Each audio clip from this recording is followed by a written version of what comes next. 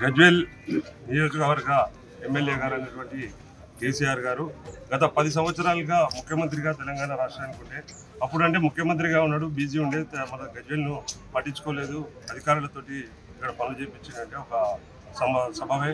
ఈరోజు ఒక ఎమ్మెల్యేగా ప్రతిపక్ష నాయకుడిగా ఉండి 10 నెలలుగా గజ్వేల్ను ఒక్కసారి కూడా సందర్శించకుండా గజ్వేల్ ప్రజలందరూ ఎంతో ఆశలతోటి ఓట్లేసి అత్యధిక మెజార్టీతో గెలిపించినటువంటి ఎమ్మెల్యే గారు గజ్వేల్లో ఉన్నటువంటి షాదీ ముబారక్ కళ్యాణ లక్ష్మి చెక్కులను అన్ని కాన్సెన్స్లో ఎమ్మెల్యే గారు కాన్సెన్స్ తోటి పంచడం జరుగుతుంది. నిన్ననే ఒక నాయకుడు బీఆర్ఎస్ నాయకుడు గజ్వేల్లో ఇదే క్యాంప్ ఆఫీస్లో మీటింగ్ పెట్టి రాష్ట్ర ప్రభుత్వం రేవంత్ రెడ్డి గారి ప్రభుత్వం కళ్యాణ లక్ష్మి చెక్కులను ఒక్కటి కూడా విడుదల చేయలేదన్నారు. నిన్ననే చేర్యాల పల్లరాజేశ్వర రెడ్డి గారు ఎన్నో చెక్కులను నిన్న పంచడం జరిగింది, మొన్న 25వ తారీఖు. అలాగే దుబ్బాక, సిద్దిపేట మరియు మెదక్లో కూడా అక్కడ స్థానిక ఎమ్మెల్యేలందరూ కూడా మినిస్టర్ గారిని పిలుచుకొని చెక్కులు పంపిణీ చేసిన ఫోటోలు కూడా అవన్నీ కూడా మీ అందరి పత్రికా విలేకరులకు అందరికీ తెలుసు.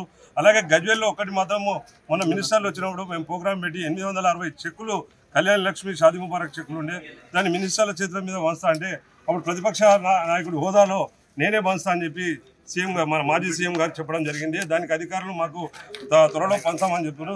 దయచేసి పండుగ దసరా పండుగ, బతుకమ్మ పండుగ ఎంతో పెద్ద పండుగ. బీద ప్రజలు ఇంచుమించుగా సంవత్సరం నుంచి కళ్యాణ లక్ష్మి చెక్కుల గురించి చాలా ఎదురు చూస్తున్నారు. తప్పకుండా ఎమ్మెల్యే గారు అతి తొందరలో 2-3 గజ్వేల్ ఎమ్మెల్యే గారు అయినటువంటి కేసీఆర్ గారు అధికారులతోట ఎమ్మెల్సీ గారితో ఆయన పార్టీ ప్రతినిధులతో ఎవరితోటైనా సరే బీద వాళ్ళకు ఆ చెక్కులు అందే విధంగా 2-3 రోజుల్లో ఏర్పాటు చేయాలని కూడా మేము డిమాండ్ చేస్తున్నాం. తప్పకుండా గజ్వేల్లో అసలు గజ్వేల్ ఆయన 10 నెలలుగా ఎలాంటి విషయాల్లో జోక్యం చేసుకుంటలేడు.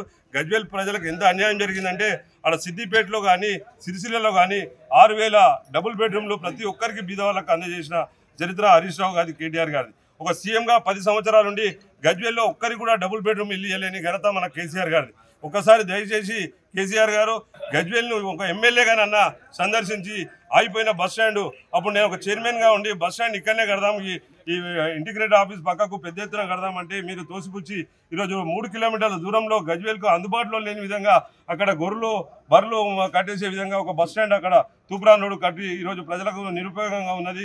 దయచేసి మీరు గజ్వేల్ను వచ్చి ఇక్కడ ఈ ఒక నిలిచిపోయిన దాన్ని కూడా మీ ఎమ్మెల్యే ఫండ్స్ నుండి కానీ మీ యొక్క ఎంపీలు ఉన్నారు, ఎమ్మెల్యేలు ఉన్నారు, గజ్వేల్లో మీకు ఓటేసినందుకన్నా ఇవన్నీ కూడా నిర్మాణ దశను కొనసాగించి కళ్యాణ లక్ష్మి చెక్కులను తప్పకుండా ఈ యొక్క 2-3